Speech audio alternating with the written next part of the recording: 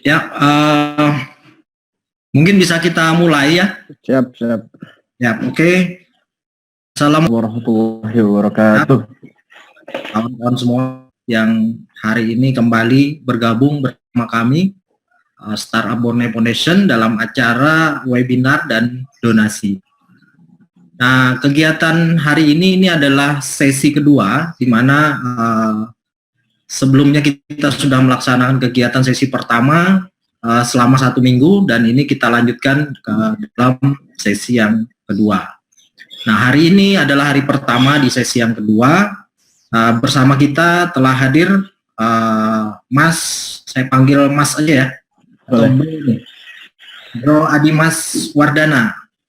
Nah, Bro Adimas ini adalah CPO mulai ini, yang hari ini akan bergabung bersama kita berbagi tips dan trik knowledge tentang entrepreneur mindset gitu ya. Ini penting sekali bagi kawan-kawan di Kalimantan khususnya dan dimanapun berada. Penting bagi seorang entrepreneur untuk bisa memiliki sebuah mindset gitu ya, sebuah pola pikir yang bisnis gitu.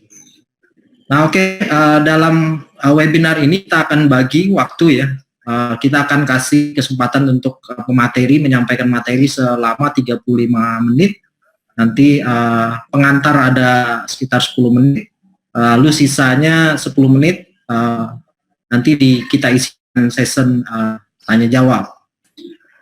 Nah, untuk mempersingkat ya, kita langsung saja kita hadirkan Mas Adimas untuk menyampaikan materinya terkait dengan entrepreneur mindset tadi. Silakan Mas. Assalamualaikum warahmatullahi wabarakatuh. Waalaikumsalam. Selamat siang semua kepada rekan-rekan serta anggota dari Startup Borneo, terus peserta yang lain. Sebelumnya izinkan saya memperkenalkan diri. Nama saya Adimas Wardana selaku mahasiswa Fakultas Hukum. Jadi saya masih mahasiswa dan ya saya sebagai performance officer dari mulai di sini. Sebelum saya membahas tentang entrepreneur mindset yang saya bawakan sebentar lagi, ada alangkah baiknya saya akan sedikit menjelaskan, memperkenalkan bisnis yang merupakan salah satu dari anggota Startup Borneo, yaitu mulai di sini. Jadi mulai di sini itu merupakan sebuah edutech platform, sebuah education technology untuk teman-teman semua yang ingin start berbisnis, khususnya kepada mahasiswa. Jadi singkat ceritanya itu kita merupakan sekolah bisnis bagi teman-teman mahasiswa yang ingin memulai bisnisnya, yang terkadang bingung bagaimana cara start bisnis. Ada yang mereka tekad dalam berbisnis, tapi dalam setahun 2 tahun pertama mereka langsung gulung tikar atau merugi atau tutup, bahkan berganti ide bisnis yang lain. Nah, kita dari mulai di sini ingin bahwasanya hal tersebut tidak terjadi untuk mahasiswa khususnya. Tujuan kenapa kita berdiri adalah kita pengen terlibat dalam pengembangan jumlah entrepreneur Indonesia. Bagaimana kita tahu bahwasannya jumlah entrepreneur Indonesia ini berkisar di angka 2-3%. Sedangkan indikator negara maju, Indonesia harus memiliki 13-14% pengusaha. Dan itu kita masih ada PR yang sangat jauh gitu loh. Nah, tugas atau misi dari mulai di sini itu sendiri adalah terlibat dalam pengembangan entrepreneur itu di Indonesia. Ya, ini ada tampilannya. Instagram kita bakal ada program-program di sana juga. Nah, ini untuk kota-kota yang sudah ada. Jadi speaker di Jakarta, Banjarmasin, dan kota-kota lainnya. Nah, ini beberapa dokumentasi kegiatan. Sorry, Mas Adimas, slide-nya kayaknya belum bergerak deh. Ini masih yang di screen browser. Yang PPT-nya masih belum ini. Oh, belum itu ya? Dipindah ke PPT aja. Saya tadi udah di PPT ini. Kok belum pindah ya? Masih yang ini ya? Masih yang itu. Tapi tadi saya udah pindahin ke yang ke PPT. Sebentar, coba saya ganti. Di tab sebelahnya tuh Mas. Oke. Ya, udah aman. Oke. Halo. Nah, mantap tuh. Aman. Oke.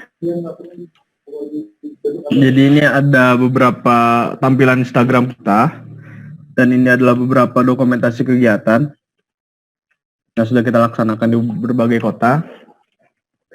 Nah, salah satu program kita udah mulai kelas. Ini adalah kelas online, lebih tepatnya ada di grup WhatsApp, live chat, sama webinar seperti ini juga.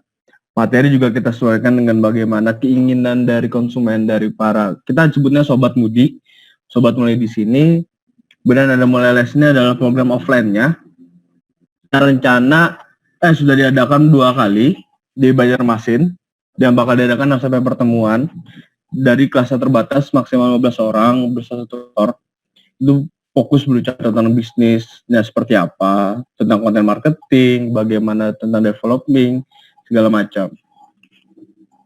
Nah, kemudian ini yang ada di web kita adalah Digital Library, bagaimana kita ada berikan modul tentang copywriting, seragam marketing, brand character, data analisis, dan macam. Mohon maaf Mas Dimas, ini slide kayaknya belum jalan. Oh, belum jalan lagi.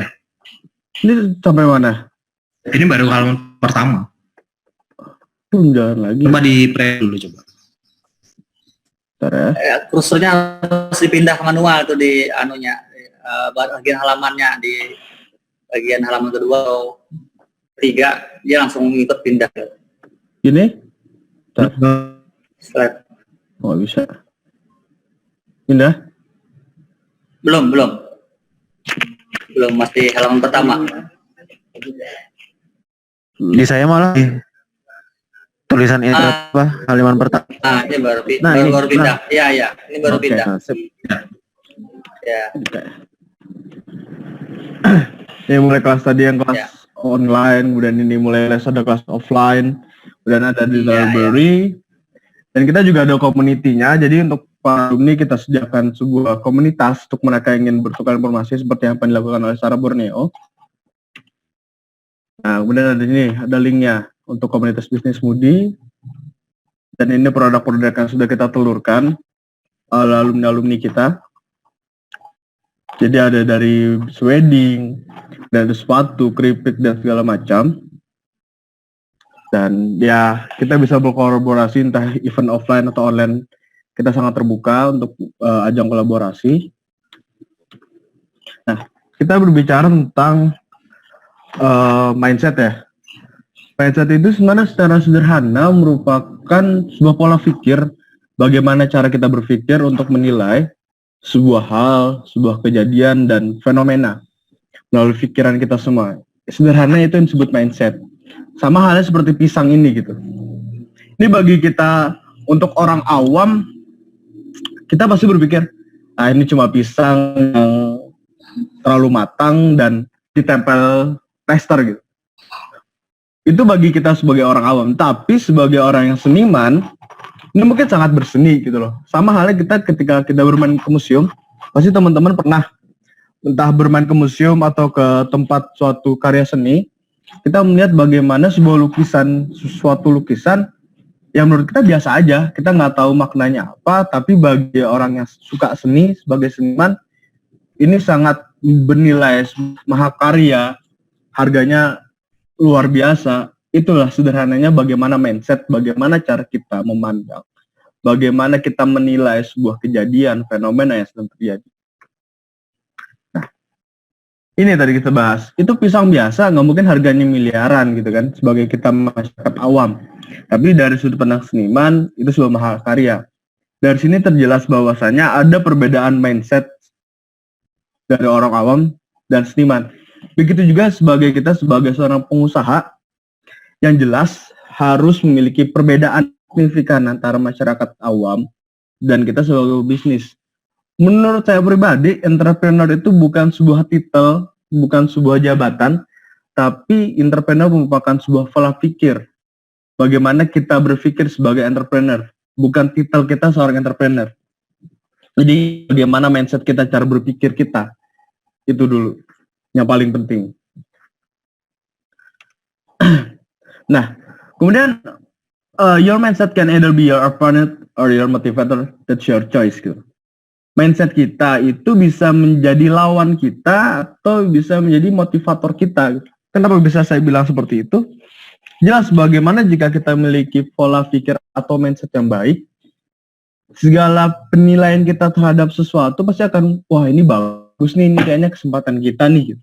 Nah itu motivator kita. Tapi kalau misalnya opponent sebagai lawan kita melihat, wah kayaknya hal ini bakal menjadi penghambat kita nih untuk berkembang. Atau misalnya kayak corona gini deh, wah kejadian kayak gini kita lesu nih, income kita sedikit, terus bagaimana konsumen kita berkurang, segala macam, kepotong. Sedangkan kalau motivator kita pikir, waduh, ini kira-kira program apa yang bisa kita lakukan untuk bertahan di situasi pandemi seperti ini gitu. Itu ada perbedaan di sana gitu. Dan jika kita berpikir bahwasannya bisnis, kita sebagai bisnis itu hanya berpikir tentang ya, kerja itu menurut saya adalah sesuatu yang kurang tepat ya. Karena secara sederhana ada dua hal dasar menjadi seorang pengusaha khususnya.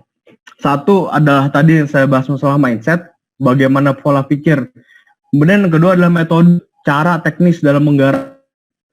Apalagi yang baru membuka bisnis nih, kita kan harus ubah mindset kita dari mindset yang biasa saja, seperti saya jelaskan sebelumnya, menjadi mindset entrepreneur, mindset pengusaha gitu. Dan dari mindset ini sebenarnya ada dua, saya kerucutkan menjadi dua. Satu ada yang namanya growth mindset sama fixed mindset. Apa sih bedanya gitu kan? Apa sih Mas Adimas perbedaan antara fixed mindset sama growth mindset? Pengusaha harus punya yang mana sih antara fixed mindset sama growth mindset? Nah, sederhananya growth mindset itu adalah pola pikir yang terus berkembang gitu. Pola pikir yang gimana caranya tidak puas dengan apa yang dimiliki oleh keadaan saat ini. Itu growth mindset, bagaimana dia terus berkembang, berinovasi. Kayak saya melihat bagaimana rekan-rekan yang ada Sarah Borneo, salah satunya Bang Adam, adalah beliau membangun warko.id gitu. Itu ada sebuah bentuk perkembangan, inovasi, bagaimana perkembangan zaman. Beliau melihat bagaimana kondisinya koperasi sekarang sulit untuk bersaing gitu. Oh udah, beliau bikin warko gitu loh, sebuah bagaimana bisa men-startup-kan koperasi itu sendiri. Itu salah satu contoh sederhana dari growth mindset, bagaimana pola pikir yang berkembang. Itu adalah hal yang paling penting menurut saya sebagai pengusaha, entrepreneur, adalah bagaimana growth mindset, berkembang terus pola pikir. Nah, sebaliknya, fixed mindset adalah pola pikir yang percaya sebuah usaha dan bakat ada batasnya. Jadi kayak kondisinya kayak Mas Adam, saya ambil lagi contohnya, Mas Adam melihat, koperasi nggak bisa maju nih. Oh ya udahlah, emang kira kayak gitu loh. Nggak bisa maju lagi, udah nggak bisa, kalah dengan retail yang udah gede. Sebenarnya Tamar, terus macam. Nah, kalau misalnya kita memiliki fixed mindset seperti itu ya, kita tidak akan bisa mendirikan startup-startup yang ada seperti ini gitu loh. Kalau misalnya kita juga terpaku dengan pola pikir yang kuno ya, kita tidak mungkin bisa berdiri, bisa bertatap muka seperti ini, tidak ada Borneo gitu loh, dengan pemikiran yang kaku atau monoton seperti itu. Nah, sekarang apa sih pengusaha harus punya mindset yang mana sih? Jelas growth mindset gitu loh. Jika kalian masih merasa memiliki fixed mindset, buang jauh-jauh deh gitu. Kalau misalnya kita masih punya fixed mindset, udah buang jauh-jauh, mulai merubah secara perlahan pola pikir kita menjadi growth mindset gitu. Karena emang itu yang dibutuhkan untuk saat ini, tentang growth mindset. Kenapa saya akan growth yang harus kita miliki? Karena bisnis itu dinamis gitu, bisnis itu selalu berubah. Itu nggak statis, nggak diem. Contohnya kayak kita ambil lagi kasus pada saat ini, pandemi gitu. Sebelum pandemi ya mungkin bisnis kita pasti menjadi lancar, gitu. Program sesuai dengan rapi, tapi ternyata terjadi pandemi, kita bingung gitu. Program kita harus kita laksanakan itu seperti apa? Karena masyarakat harus work from home, kemudian event-event yang harus dilaksanakan ternyata harus di-cancel, di-postpone. Karena bisnis itu sangat amat dinamis gitu. Sedangkan ketika kita growth mindset, kita selalu melihat, aduh kira-kira peluang apa nih yang harus bisa kita dapat pada kondisi seperti ini gitu loh.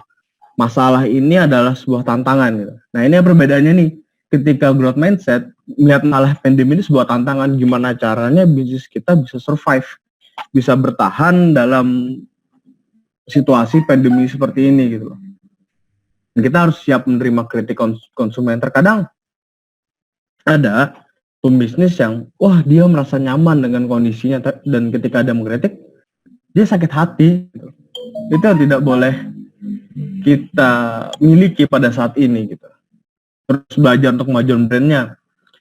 Kenapa harus saya tekankan terus belajar untuk kemajuan brandnya? Mulai di sini, kalau misalnya merasa puas dengan nama mulai di sini, kayaknya udah runtuh dari tahun lalu ya. Mungkin hanya bertahan setengah tahun, karena kita selalu belajar bagaimana kita melihat kondisi bisnis Indonesia khususnya, dunia secara umumnya. Terus kalau kita pikir, income kita turun nih, revenue kita turun nih, kok nggak laku ya gitu kan. Berarti ada yang salah dong dari sistem bisnis kita, berarti ada yang salah dong dari produk kita gitu loh. Nah itu kita bisa lakukan evaluasi, evaluasi kira-kira langkah apa yang kita susun untuk kedepannya. Dan ketika misalnya target sekian dapat 5 deal gitu, harusnya saya bisa lebih dari ini nih. Gimana caranya saya bisa lebih dari ini di bulan depan dengan quality yang terjamin. Belajar lagi, harus berkembang terus.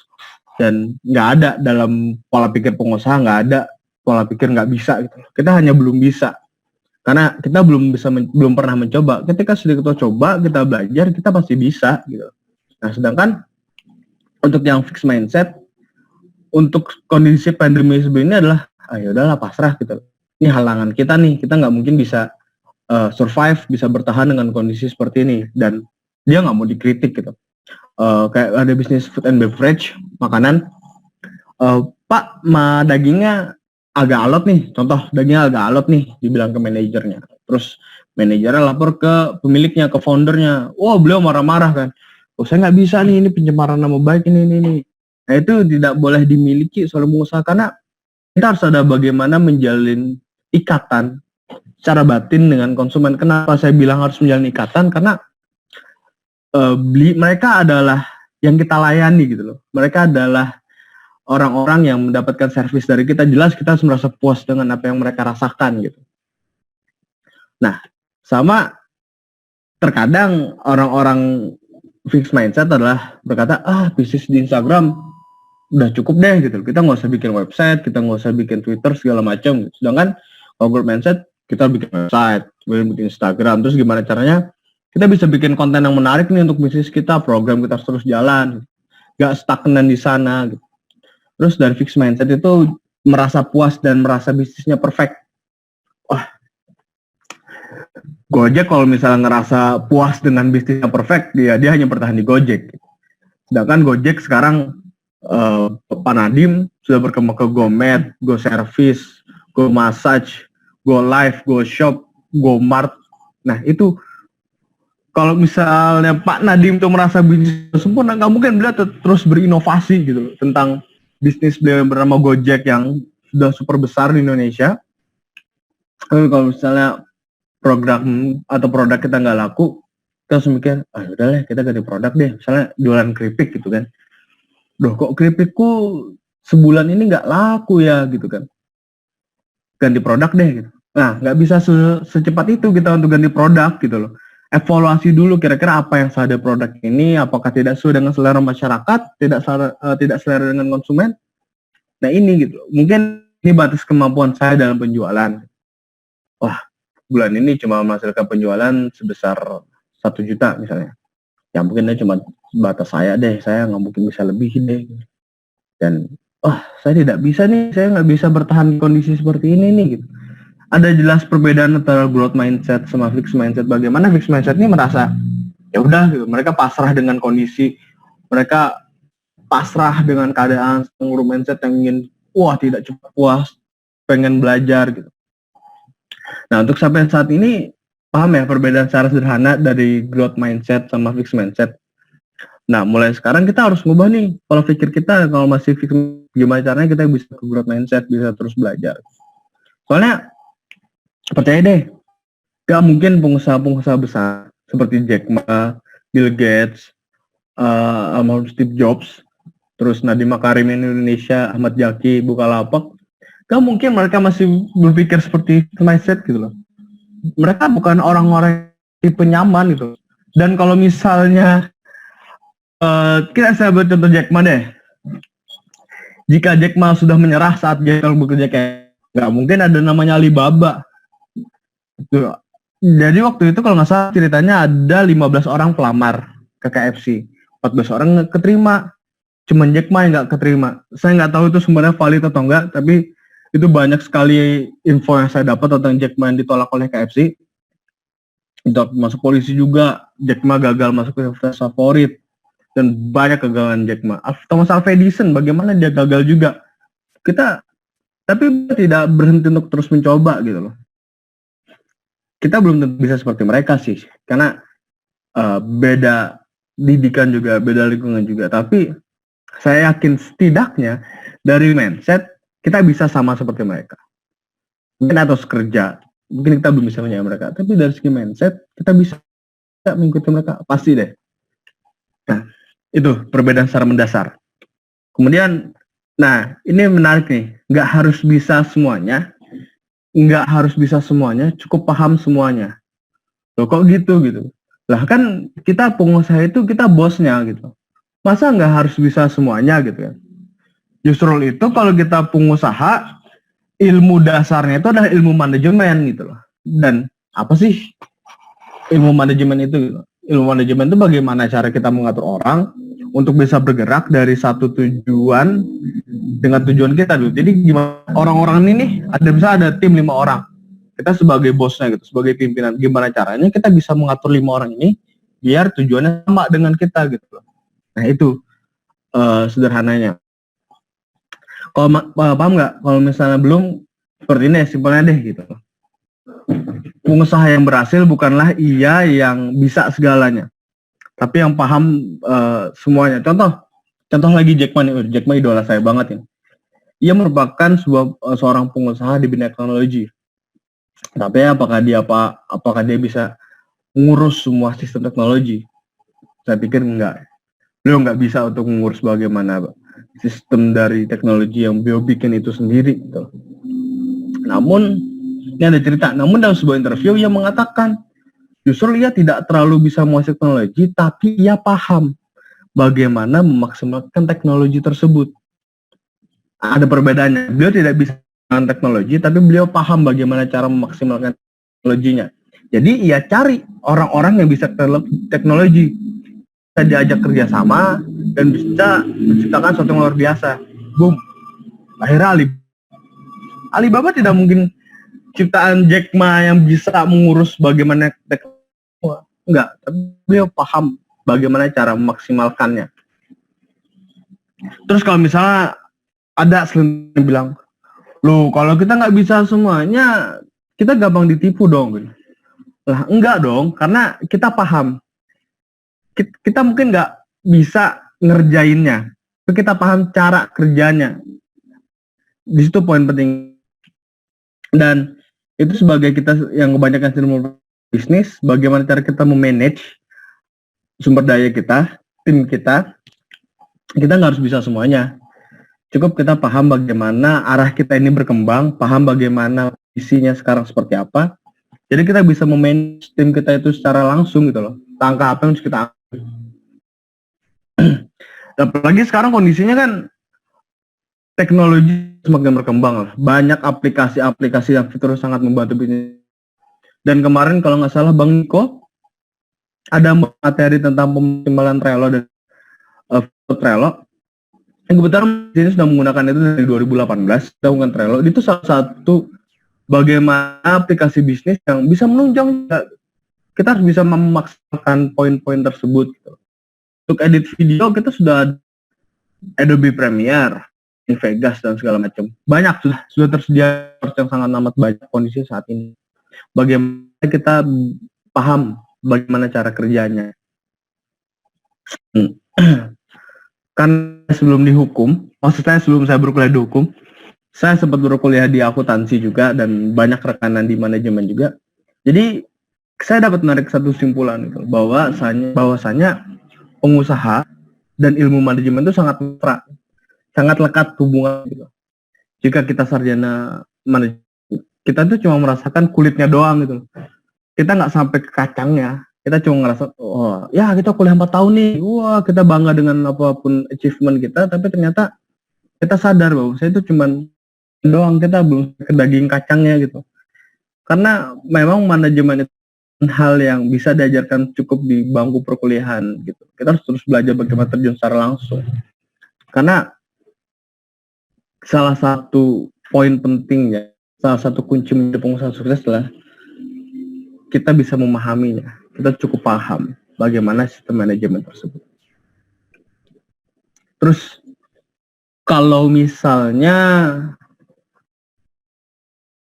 tapi ahli di satu bidang, itu gimana tuh? Kayak contoh misalnya, saya pengen usaha tapi saya cuma ahlinya di bidang editing video. Itu malah bagus poin plus untuk kita semua, karena kita jadi tahu nih bikin produk apa aja dalam bikin jadi edit. Contoh kayak dari seorang yang main aktif di bidang media kreatif, kita bisa berkecimpung di, kita bikin studio, kita bikin orang konten, sebagai bisnis kita bisa menggarap secara langsung, dan kita paham ini arahnya mau dibawa kemana. Dan itu nggak jadi masalah ketika kita bisa menguasai salah satu bidang khusus, itu malah bagus. Malah bagus. Cuman at least tidaknya kita cukup paham semuanya gitu, nggak harus bisa semuanya. Itu dulu. Kemudian ada learning dan adapting gitu. Nah, kenapa learning dan adapting saya masukin di sini? Kita contoh deh. Teman-teman semua tahu tentang Nokia. Nokia. Wah, saya teman di sini yang dulu nggak pakai Nokia deh.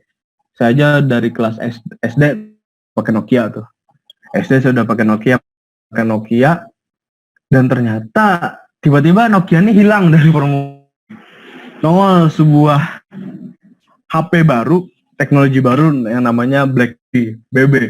HP BB pada saat itu. Kenapa? Pertanyaan adalah kenapa Nokia bisa kalah dari? Alasannya adalah sederhana sebenarnya. Kenapa Nokia bisa kalah? Alasannya karena Nokia lambat beradaptasi dengan perkembangan. Salah satunya itu. Dan kenapa bisa terlambat beradaptasi? Salah satu faktornya mungkin Nokia senyaman dengan status dia sebagai perusahaan besar, sebuah ponsel besar pada zamannya, sebuah fonnya, dan datanglah tiba-tiba BlackBerry. Nah, ada pertanyaan lagi. Tapi apakah BlackBerry dapat bertahan lama? Enggak juga. BlackBerry hanya bertahan 3-4 tahun pada saat itu. Dan digantikan oleh 2 perusahaan gede, Android sama iOS, Samsung sama Apple, dan beberapa perusahaan lain. Sama BlackBerry sekarang juga bertahan zaman yang harusnya BlackBerry bisa belajar dari kesalahan Nokia. Sebelumnya ternyata dia mengulangi kesalahan yang sama, dan sekarang kan Samsung atau Android dan iOS bisa bertahan 1 tahun, mereka bisa bertahan di industri ini karena mereka belajar, mereka learning, mereka beradaptasi bagi kebutuhan konsumen. Mereka bisa beradaptasi atas perkembangan zaman. Itu secara sederhananya harus dimiliki oleh kita gitu. Ketika kita merasa cukup dengan kondisi kita tidak bisa beradaptasi dengan perkembangan zaman, jelas kita bakal kalah. Menjadi Nokia, kita bakal menjadi BlackBerry yang sudah hilang entah kemana. Nah, salah satu alasan kenapa Moody juga up to date terhadap, ya kita memberikan informasi terbaru untuk pada teman-teman semua, bahwasanya kondisinya seperti ini loh, bahwa kaum milenial generasi Z harus terus berkarya dan survive melewati di sini. Ketika kita sudah learning dan adapting, kalian bakal menemukan satu poin lagi yang namanya opportunities, sebuah kesempatan. Nah, ini contoh learn and adapt adalah seorang pelajar gitu. Bagaimana terus belajar kondisi zamannya, dan poin ke bawah untuk bersyukur, lihat ke atas untuk belajar gitu. Terkadang kita merasa kita income kita kurang nih gitu. Kita masih kalah besar dengan perusahaan A, perusahaan Z, startup A, startup B. Dan kita hanya melihat ke atas. Nggak salah sebenarnya melihat ke atas. Apabila tujuannya untuk belajar. Tapi untuk lihat ke atas tujuan untuk iri, ya untuk apa gitu loh. Dan sesekali lah lihat kita ke bawah, bahwasanya banyak startup yang ingin grow up ke atas yang mungkin tidak sebesar kita, belum mencapai kita, dan ternyata harus hilang juga gitu loh. Itu kita harus bersyukur, dan kita bisa sharing satu sama lain. Dengan adanya program ini kita bisa sharing satu sama lain gitu loh. Bagaimana mulai di sini sebagai yang muda juga belajar kepada teman-teman yang sudah senior, ada Bang Rija, ada Mas Adam, Bang Ikun, dan lain-lain. Kesempatan sudah diberikan sebuah platform untuk belajar juga dan memberikan ilmu juga, sharing materi. Kemudian ada namanya Smart Tech user gitu. Kenapa saya katakan ini penting? Smart Tech user adalah saya yakin kalian pasti punya smartphone-nya masing-masing, punya smartphone masing-masing bisa dimaksimalkan untuk belajar gitu. Gunakanlah gadget kalian semaksimal mungkin untuk belajar segala macam. Jika kalian masih bermain media nih, Instagram lah contohnya, jangan yang di follow cuman bola, akun film, dan info wow fakta. Coba sekali-sekali ditambah lah follow-nya, follow seminar bisnis tentang kapital, akun bisnis, akun startup juga. Itu bisa secara paham mengubah mindset kita untuk lebih terbuka, untuk lebih belajar lagi gitu. Bahkan sekarang sudah juga pakai sebenarnya salah satu aplikasi yang bisa memiliki pengaturan keuangan kita. Jadi kayak misalnya saya memiliki income 10 juta gitu kan. Nah, di aplikasi itu saya bisa ngatur tuh 10 juta itu bakal saya arahkan kemana aja. Untuk bisnis, untuk makan, untuk saving, untuk tabungan, itu sudah ada.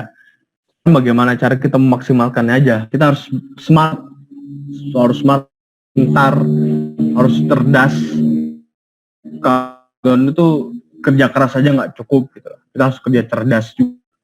Itu pentingnya sekarang.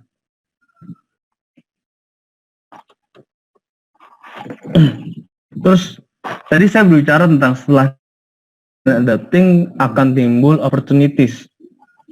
Opportunities atau kata lainnya adalah kesempatan. Kenapa? Kan opportunities itu penting. Begini, mindset itu pola pikir, tapi kita harus punya sense of opportunity. Bagaimana kita melek peluang? Anda pengusaha harus melek peluang dong. Mindset ini belum bisa mindset sense of opportunity ini nggak bisa, susah untuk dipelajari gitu loh. Opsinya cuma dua. Emang bakat dari lahir udah istilahnya udah keren banget lah, bisa apa itu namanya melihat peluang, atau kita harus bisa membiasakan diri gitu loh. Sebagai pengusaha baru kita memang harus membiasakannya gitu. Saya pribadi awalnya sulit, dari seorang mahasiswa harus melihat bagaimana peluang itu. Saya harus benar-benar mengasah diri saya sendiri. Contoh sederhana, misalnya usaha mulai merencanakan promo Ramadan, padahal Ramadan belum dimulai, rencanakan. Benar atau salah? Ini Ramadan belum. Nah, kalau menurut saya itu benar, sudah diadakan dari sebelum Ramadan itu. Karena ada proses di sana, ada proses pengerahan masa itu sendiri. Jadi kita bisa packagingnya. Nah, itu salah satu opportunities-nya. Oh, kita paket Ramadan apa bisa kita lemparkan nih? Dan nih, dan kira-kira dari Warko pengen apa nih untuk di Ramadan, dari Mudi pengen bikin apa nih, terus dari segala macam menyambut Ramadan kita pengen bikin apa, atau kayak misalnya tentang public speaking, terus kita cara menghadap Ramadan kita bikin konten gitu kan. Bang Ojek ngambilin ini nih, pembicara-pembicara ini, terus ngadakan santunan gitu kan. Misalnya terus kayak misalnya tahun baru tuh biasanya orang sudah mulai promo year itu dari November. Mereka udah nyiapin packaging segala macam pakai tahun baru. Paket parcel include liburan atau hotel 2 hari 3 malam dapat akses untuk malam tambah partinya.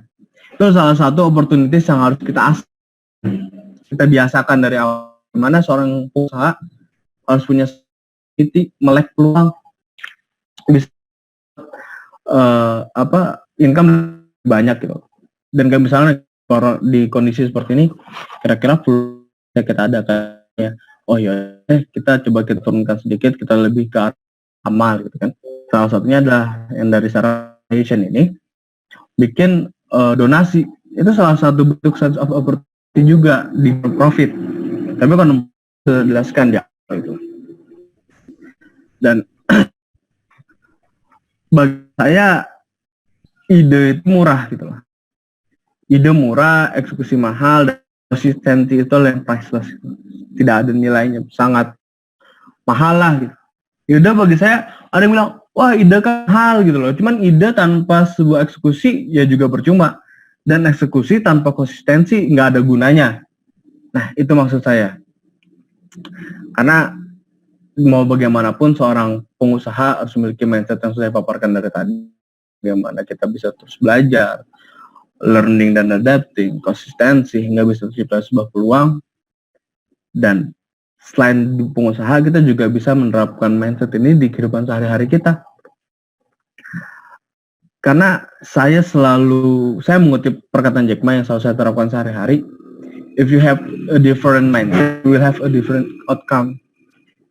Jika kamu memiliki mindset yang berbeda, kamu juga akan memiliki different outcome, keluar yang berbeda gitu, memiliki respon yang berbeda. Itu sih yang selalu saya tekankan ke diri saya pribadi tentang mindset. Itu dulu dari mulai di sini sampai sudah paham mengenai mindset usaha secara sederhananya seperti itu. Saya ringkas lagi sedikit. Jadi penting nggak sih pengusaha itu harus belajar? Ada yang mungkin nanya saya, penting nggak sih? Tentu penting. Bagaimana cara kita berkembang gitu, bertahan, bagaimana kita bisa berinovasi. Terus penting nggak sih kita bisa beradaptasi dengan zaman? Penting, dan itu harus. Kalau misalnya kita tidak bisa beradaptasi, kita bakal akan menjadi the next Nokia, kita bakal jadi the next BlackBerry, dan the next Yahoo dan segalanya. Kita bakal kalah. Terus penting nggak sih kita bisa konsisten? Jelas penting gitu. Tanpa konsistensi, kita nggak bisa terus survive di kondisi seperti ini. Kalau misalnya tanpa konsistensi nih, secara Borneo SB Foundation-nya yang sudah sebesar ini, tanpa konsistensi nggak bisa bertahan sampai detik ini juga. Itulah kenapa saya tekankan kita harus konsisten. Ada yang bahkan orang meremehkan konsisten. Yang penting sudah aku eksekusi lah bisnisnya, udah aku jalankan bisnisnya. Cuma ya tidak konsisten ya juga percuma gitu kan. Nah, karena kemarin udah topik yang cukup berat tentang saya lihat ada beberapa banyak topik materi, dan saya coba sekarang cobalah saya hari ini bawa topik yang agak ringan lah. Dan kenapa saya memutuskan untuk bawa mindset pengusaha, dan terima kasih kepada teman-teman Sarah Borneo Foundation yang telah memberikan saya kesempatan untuk mengisi materi di sesi kedua donasi ini. Terima kasih banyak. Mohon maaf apabila ada salah kata dan kurang penyampaian. Terima kasih. Wassalamualaikum warahmatullahi wabarakatuh. Saya kembalikan kepada moderator. Terima kasih. Waalaikumsalam warahmatullahi wabarakatuh. Menarik sekali apa yang disampaikan oleh Bro Adimas ya, mengenai mindset, betapa penting sebuah mindset gitu ya. Bahkan lebih penting daripada tool. Ya, sekarang banyak sekali aplikasi. Sebenarnya semua itu adalah alat ya, alat pendukung. Tapi di balik itu adalah bagaimana kita memiliki mindset gitu, mindset entrepreneur. Sama peribahasa siapa sebenarnya yang ada di balik sebuah pistol gitu ya. Ya, pistolnya artinya siapa yang ada di belakangnya. Menarik sekali. Bagi kawan-kawan yang ingin bertanya di sesi ini, silahkan langsung diketik saja di chat atau acungkan tangan, nanti saya buka mikrofonnya gitu ya.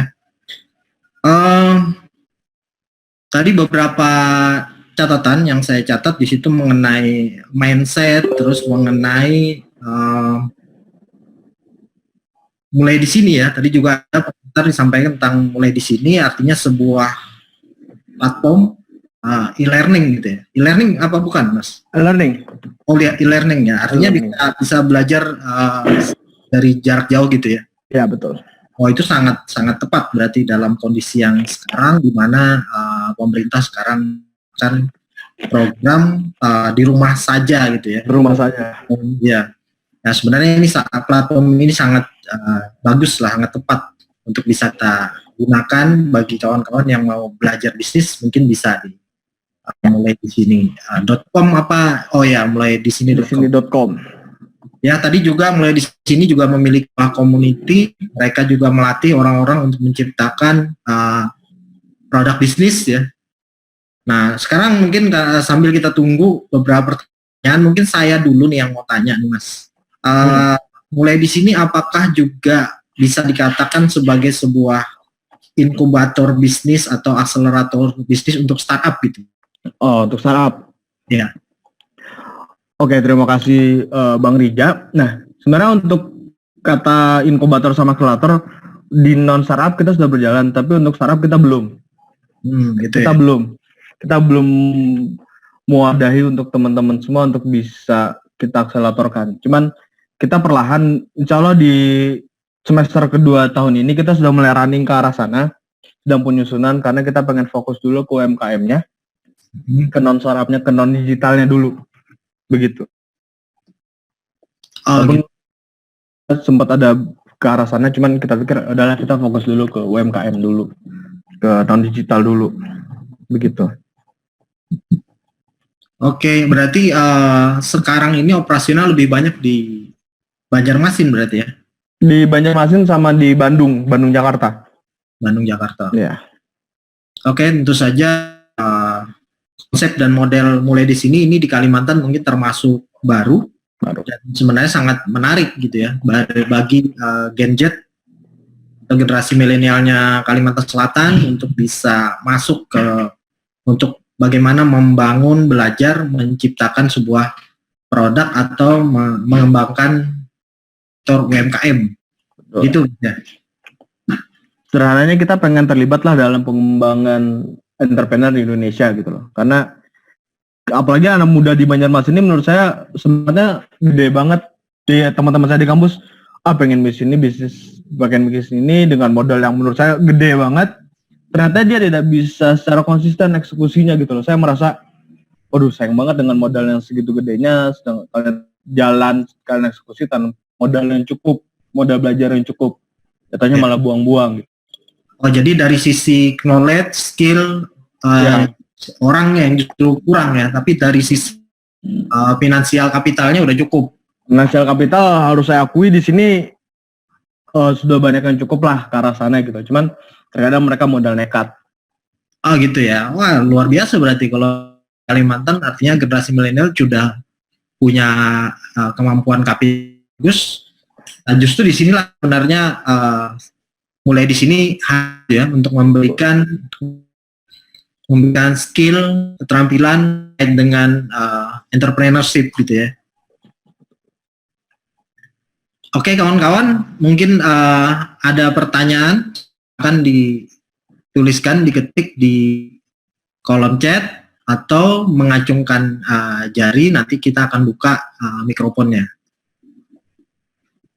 untuk yang ingin bertanya di kali ini, yaitu entrepreneur mindset.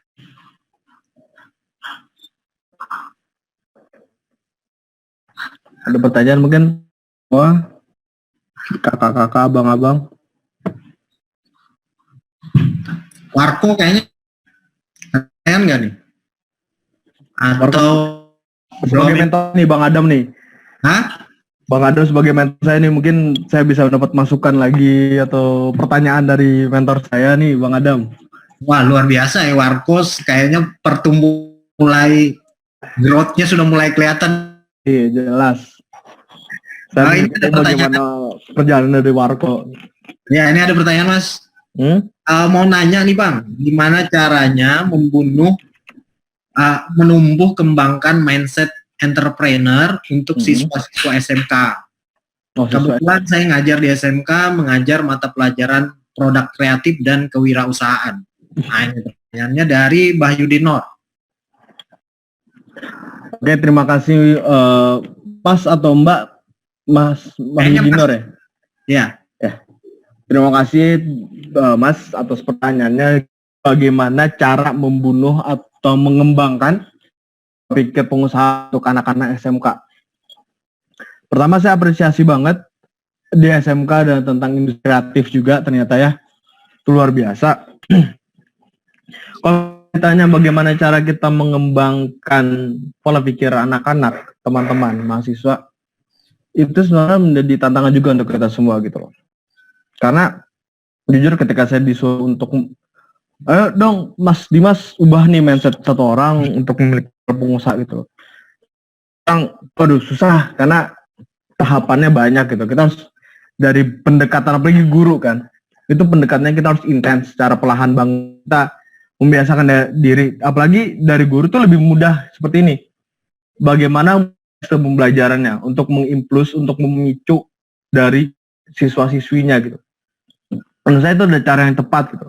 Dari sistemnya, sistem pengajaran, dari yang sudah saya sampaikan tadi, poinnya tepat nih tentang growth mindset, bagaimana berkembang. Nah, sekarang bagaimana cara menciptakan sistem edukasi kepada siswinya. Itu secara sederhana yang bisa saya berikan dari sistem pengajarannya sih. Sebab entah itu dari bagaimana pembuat, kayak contoh bisa pakai problem solving, kasus yang adalah tentang Nokia tadi. Mereka tuliskan esai dan mereka sebagai pimpinan perusahaan atau pemilik usaha. Dan itu dari bapak sendiri bisa menilai bagaimana progres dari perkembangan mereka, bagaimana progres dari perubahan pola pikir mereka, bagaimana progres dari pengembangan mereka. Lalu itu sudah ternilai tuh, oh berarti dari analisis kasus dia udah bisa menguasai nih tentang inovasi. Oke, belajar dari inovasi tersebut, bagaimana peluangnya. Nah itu dari sistem pembelajaran itu nggak bisa sebentar, seminggu 2 minggu sih, itu bakal cukup lama. At least saya bisa bilang sekitar 3 bulan lah, dengan konsistensi kita juga sebagai guru gitu loh. Jadi sih kalau dari saya itu sih sederhananya menambahkan sistem pendidikannya sih, begitu. Oh iya, itu jawaban tadi untuk Mas Bahyudinor gitu ya. Artinya butuh proses gitu Mas ya. Butuh proses. Karena mindset itu ya sama, bisa dikatakan dengan mentalitas gitu ya. Mentalitas, pola pikir. Iya. Oke, yang kedua nih Mas. Ini ada pertanyaan dari Mas Iqbal Algifari. Mau tanya untuk mulai di sini.com, saya lihat banyak buka kelas secara offline. Ya. Dengan adanya wabah COVID-19 yang membuat banyak orang disuruh stay at home, mulai di sini.com, adakah membuka kelas online atau strateginya seperti apa gitu? Oke. Jadi sebenarnya kita memang balik Banjarmasin khususnya ya, kita memang fokus di kelas offline, tapi untuk program dari bulan Maret sampai bulan April kita harus postpone, harus kita tunda, bahkan ada yang kita cancel karena kejadian ini. Dan strateginya kita memang dari awal ada kelas online, dan itu bahkan kita ada kelas online gratis. Kita ada kelas online gratis selama 2 minggu, 14 hari bisa bikin bisnis. Itu ada di Instagram. Terus untuk kelas-kelas khusus lainnya sudah kita publish juga di Instagram, di website kita sudah kita sediakan juga agendanya. Jadi memang COVID-19 ini benar-benar menguji kita sih sebagai startup. Apalagi dari mulai sini memang tergantung dari event. Bahkan salah satu event kita yang di Jakarta kerjasama dengan Grebe harus kita postpone juga sampai batas waktu ditentukan. Cuman bagi Mas untuk join ke kelas, kita ada kelas online-nya melalui webinar juga. Bahkan ada berlanjut ke live chat-nya juga, ke chat-nya juga. Jadi aman lah untuk sekarang. Untuk masih ada di Instagram semua. Ya. Oke, menarik sekali tadi jawabannya. Artinya mulai di sini juga buka kelas gratis nih. Jadi untuk kawan-kawan yang pengen membangun bisnis atau belajar tentang skill-skill entrepreneur bisnis bisa ikut seharusnya. Artinya tadi sampaikan bahwa program ini akan berlangsung selama 14 hari ya. 14 hari. Ya, jadi 14 hari nanti full paket di situ diberikan, dan akan kemampuan dan pengetahuan dalam hal membangun bisnis. Sangat menarik sebenarnya. Bayudina, oke Bang, terima kasih pencerahannya, mantap katanya. Nah, ini Bang Adam, Bundar Warko mau tanya nih. Mana Bang? Mau tanya, saya coba buka speakernya ya.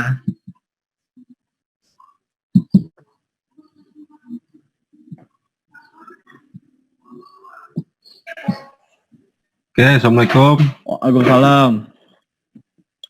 Salam. Mau nanyain rambutnya Mas Adi Mas nih, mau tumbuh ya? Penggudang gantung ini. Iya.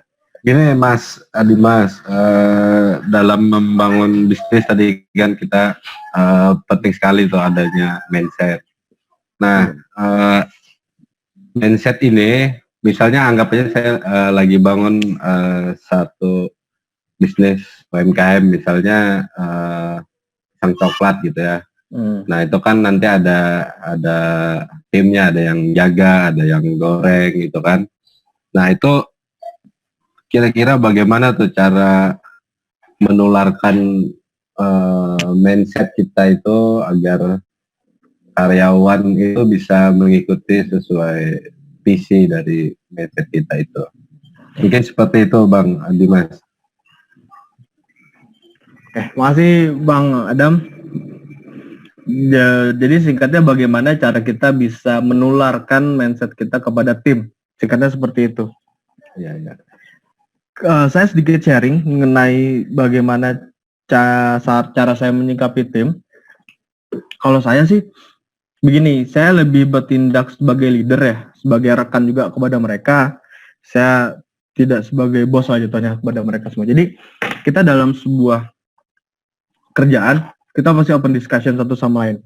Jadi saya bisa memicu bagaimana mereka terus berpartisipasi dalam pengambilan keputusan apa yang bakal dilaksanakan gitu loh. Dari situ bisa kita lihat dan mereka bisa menilai juga bagaimana cara berpikir kita, dan kita juga bisa secara perlahan menanamkan pemikiran kita ke mereka.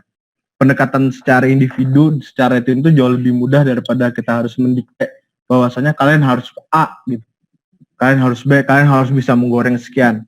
Nah, kalau saya di Moody, akhirnya nih, di bulan Maret kita bakal program nih dari hasil survei hasilnya seperti ini, kira-kira kita bikin kelas apa dan materinya apa. Nah, di situ bakal ada terjadi brainstorming bersama teman-teman, dan secara perlahan bahkan waktu di bulan Oktober tahun lalu ada staff saya bahkan tidak bisa brainstorming secara baik, berpola pikir secara baik, tapi secara perlahan dia bisa mengikuti flow-nya gitu. Bagaimana kita sebagai pemilik usaha, sebagai pimpinan perusahaan, sebagai leader, kita harus bisa memberikan panutan gitu. Karena mereka melihat kita, mereka bertanggung jawab ke kita gitu atas apa yang dilakukan. Ketika kita tidak bisa memberikan contoh pemikiran yang baik, ya pasti mereka pikir, bos gua aja udah nggak benar gitu kan, bos gua aja udah nggak benar, ya udah mending aku sekarang nggak benar gitu.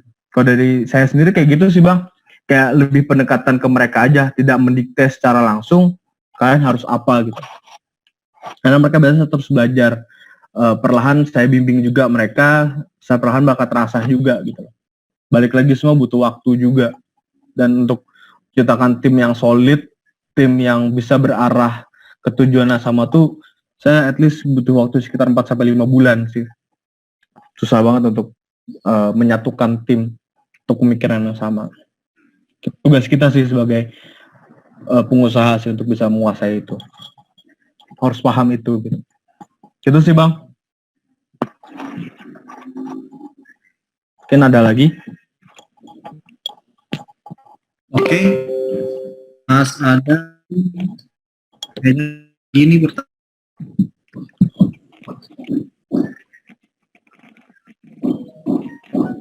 Oke, katanya jawabannya mantap. Artinya itu tidak lepas juga tadi dari kepemimpinan Mas ya. Bagaimana seorang leader itu bisa memberikan contoh atau panutan sehingga aturan-aturan atau kebijakan, rule di internal organisasi itu bisa menjadi ya artinya pimpinan itu bisa menjadi role model. Role model. Ya, untuk bisa dilihat bagi karyawan. Oke, kita masih ada waktu. Sebenarnya pas gitu ya. Mungkin kita tambah 5 menit lah. Boleh. Bagi kawan-kawan yang ingin ada sesuatu yang ditanyakan mengenai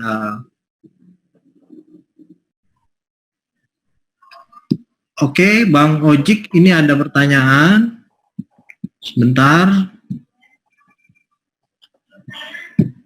Bisa diaktifkan mungkin mikrofonnya, Bang Ojik. Oke, silakan Bang. Yes. Selamat sore teman-teman. Assalamualaikum warahmatullahi wabarakatuh. Waalaikumsalam warahmatullahi wabarakatuh. Nice sharing. Thank you Mas Adimas. Saya ingin tanya, kalau kami kan bergerak juga di inkubasi bisnis. Betul. Tapi kebanyakan kan kami bergerak di inkubasi bisnis itu di bisnis yang sifatnya fisik ya, bukan digital atau teknologi gitu ya. Iya. Nah, kalau di tempat kami itu entrepreneurship itu model bisnis itu sangat penting. Sangat penting dan sangat mendasar gitu loh untuk jalannya proses entrepreneurship atau bisnis itu bisa berjalan gitu. Nah, kalau boleh tahu pendapatnya Mas Adimas, kalau yang sifatnya mungkin dibantu juga sama Bang Riza nanti sama Bang Bang Adam. Kalau bisnis startup itu yang teknologi ya, yang sifat teknologi atau digital, peranan bisnis model itu mempengaruhi suksesnya bisnis itu seberapa besar gitu. Jadi pentingnya bisnis model itu seperti apa sih kalau di teman-teman di digital atau teknologi base ya bisnisnya gitu, yang bukan sifatnya bisnis fisik ya. Mungkin gitu pertanyaan saya Bang. Terima kasih. Terima kasih Bang Riza. Ya, sama-sama Bang. Keren pertanyaannya. Silakan Mas.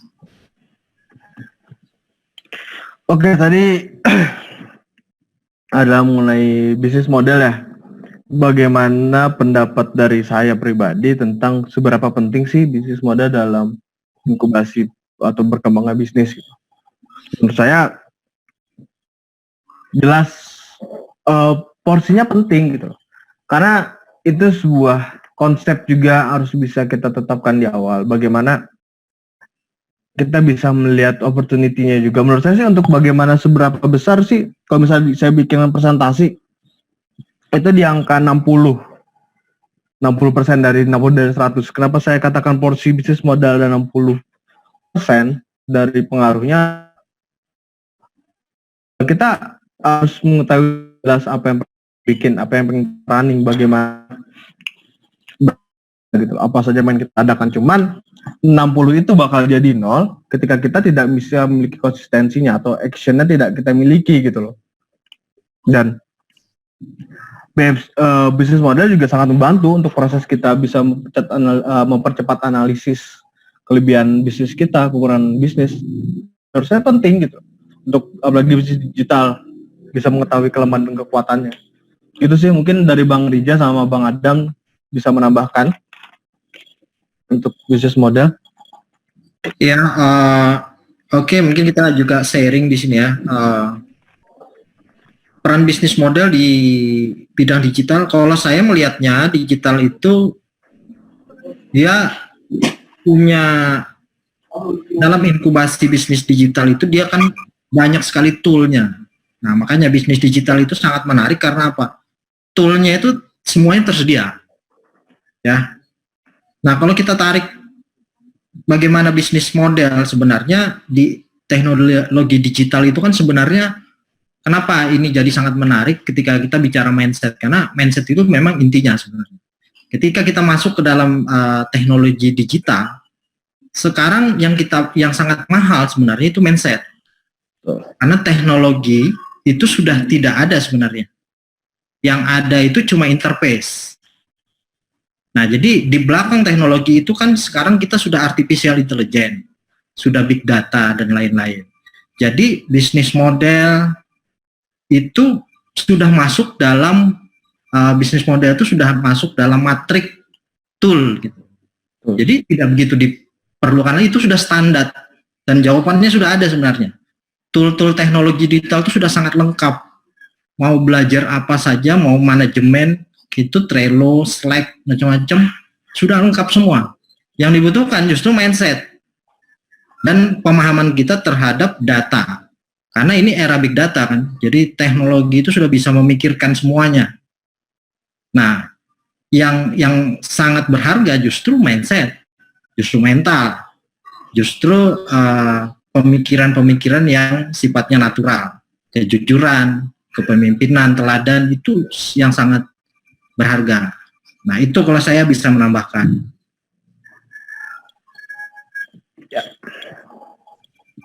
Oke, kira-kira Bang Adam ada tambahan atau kawan-kawan yang lain? Kita bisa manfaatkan waktu ini untuk bisa sharing. Nah, tapi kalau kita lihat sebenarnya waktu sudah habis ya, kita cuma sediakan alokasi 1 jam. Tadi ada beberapa pertanyaan yang sangat menarik. Bagaimana kita mengedukasi pelajar untuk memiliki mental, mindset masuk ke dunia entrepreneur. Bagaimana mindset itu sangat penting terhadap usaha kita untuk membangun sebuah bisnis dan lain-lain. Lalu pertanyaan bagaimana bisnis model. Nah, tadi juga sudah, kalau secara digital itu sangat, kenapa digital sangat menarik ya, karena eranya era big data, data semua. Ya. Jadi mungkin kita cukupkan ya sampai sekian. Dalam kesempatan ini saya ingin menyampaikan bahwa program kita ini adalah program webinar dan donasi ya. Kami menghimbau kawan-kawan untuk sama-sama kita beramal dalam event ini untuk membantu para pejuang medis kita yang ada di rumah sakit sekarang sedang berjuang untuk memutus rantai sebaran COVID-19 di Kalimantan Selatan. Nah, mudah-mudahan melalui program ini kita bisa mengumpulkan dana, bisa mengumpulkan donasi yang nanti akan kami langsung sumbangkan melalui ACT Kalimantan Selatan untuk melengkapi alat pelindung diri bagi tenaga medis kita di rumah sakit. Dalam sesi yang kedua ini ada banyak pemateri, yang kali ini kita lebih banyak pemateri dari eksternal, di mana juga ada dari akademisi, dari ULM, dari Poltek Tanah Laut, dari dari swasta, Telkom, AWS ya, Amazon Web Service. Nanti malam juga akan tampil. Kami harap partisipasi kawan-kawan bisa meramaikan acara nanti malam, karena menurut koordinasi kami pihak AWS itu punya paket yang sangat menarik bagi kita di Kalimantan Selatan. Karena saat ini kita di Kalimantan Selatan kelemahan kita adalah minimnya infrastruktur ya, infrastruktur teknologi, cloud dan lain-lain itu yang tidak ada. Nah, AWS punya banyak program yang sebenarnya bisa ditawarkan, dikerjasamakan dengan kita. Nah, mudah-mudahan program ini bisa berjalan dengan lancar sampai ke depan, dan banyak materi yang bisa kita bagikan, banyak pengetahuan yang bisa kita dapatkan di acara ini. Nah, untuk menutup mungkin ada kesimpulan yang bisa disampaikan oleh Mas Adimas sekaligus mengakhiri kegiatan kita pada hari ini. Silakan, Mas. Untuk akhir kata ya, kesimpulan yang bisa kita ambil bahwasanya kita sebagai pengusaha, sebagai leader, sebagai pembisnis, entrepreneur segala macam, selain kita bisa mempersiapkan diri kita bisa belajar untuk diri kita juga bisa sharing, kita bisa memberikan bagaimana pemikiran kita kepada tim kita, partner, rekan kerja kita segala macam. Dan pola pikir itu hal yang sangat penting. Sekali lagi, akhir kata, berbeda pola pikir itu bisa menjadikan diri kita orang yang berbeda juga, bisa menghasilkan keputusan berbeda. Jadi segitu pentinglah hal banget pola pikir itu.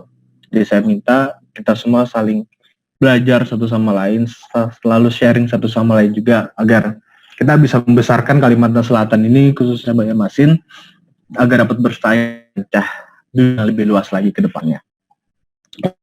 Terima kasih dari saya, mohon maaf apabila salah kata. Saya kembalikan ke moderator. Ya, terima kasih kepada Mas Adimas sudah bisa bergabung di kita webinar dan sekaligus program amal gitu ya. Waktu sudah menunjukkan pukul 3:10, kita sudah menghabiskan 1 jam bersama. Mungkin saya mohon maaf atas nama semua tim dan kawan-kawan Startup Borneo Foundation apabila ada kekurangan, ada kesalahan, ada hal-hal yang nyaman dalam kegiatan hari ini. Akhiri kegiatan hari ini dengan mengucapkan wassalamualaikum warahmatullahi wabarakatuh.